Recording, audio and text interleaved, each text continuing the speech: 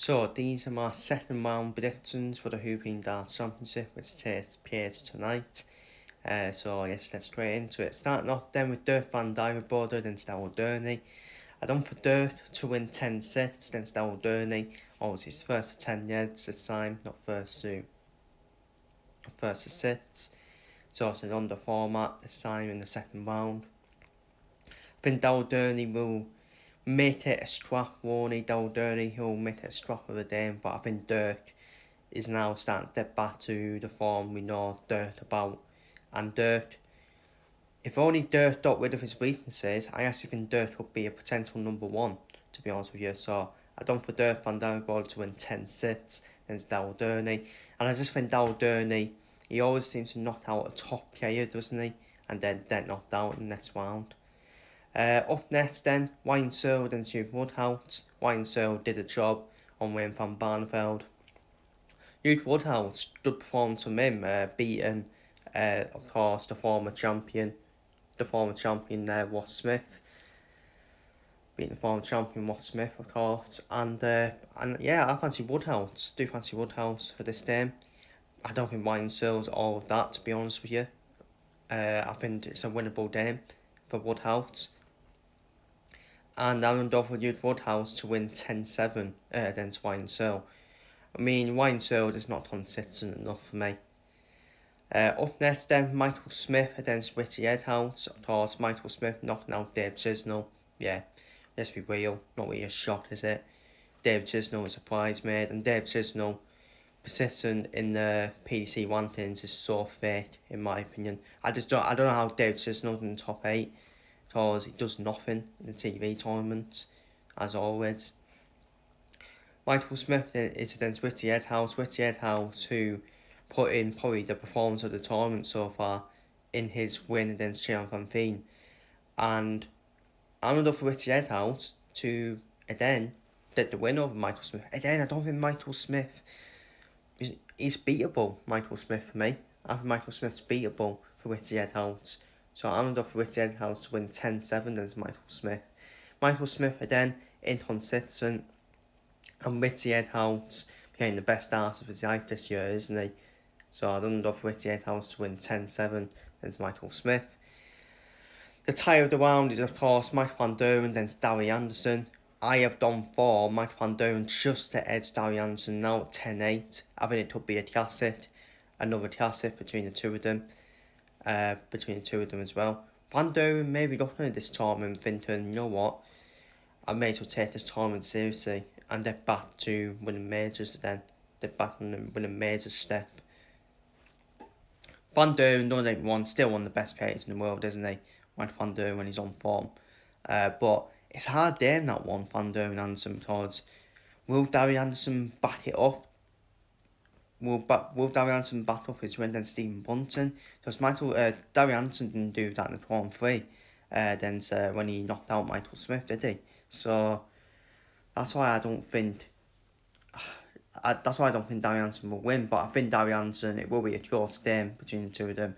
It could well be both of them maybe play a 95 average game and maybe a strap of a game. It could go two ways. Maybe a strap of a game or it's going to be an absolute classic. But I've done for Mike van Duren just to edge Darry Anderson now at 10-8. Hugh Humphreys, of course, the world number one and the best player in the world, up against Johnny Caton. No, I do like Johnny Caton, I think he's a solid player, but Hugh Humphreys far too much for Johnny Caton for me. Be far too much for Johnny Caton in this game.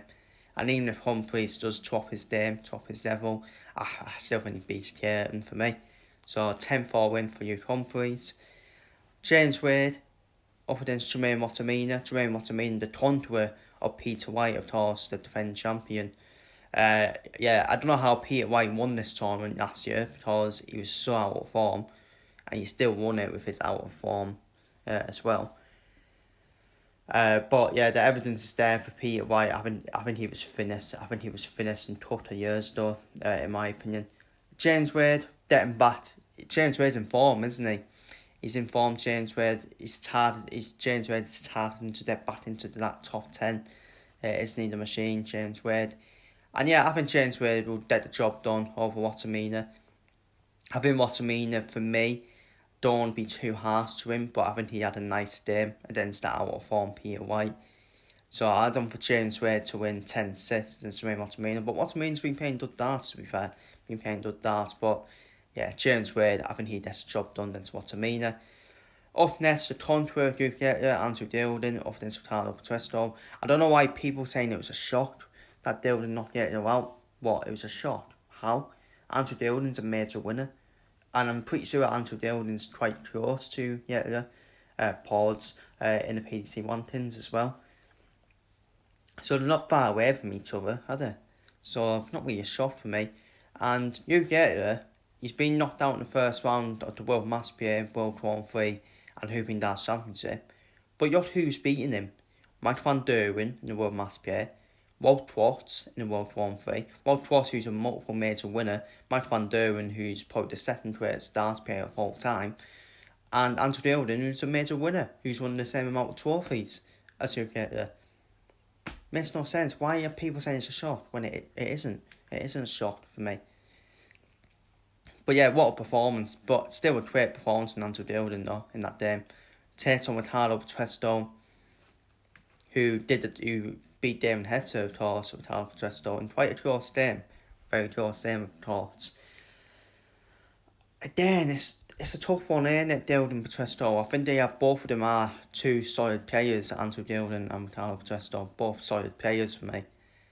And I think the tournament suits both players. Dildon's won a tournament by this format before, where you play 3 times in a day as well, of course in the UK Open. But I've just edged towards Ricardo Petresto in this one. 10-8 against Dildon. Because I just think Andrew Dildon, who's knocked out a top player, they always tend, whenever a player knocks out a top player, they always tend to get knocked out in the next round. That's my feeling towards it. So I don't think Petresto to win 10-8 against Dildon. And finally, Mighty Decker, of course, the U-Crown World Grand Prix champion, up against Danny Noppert.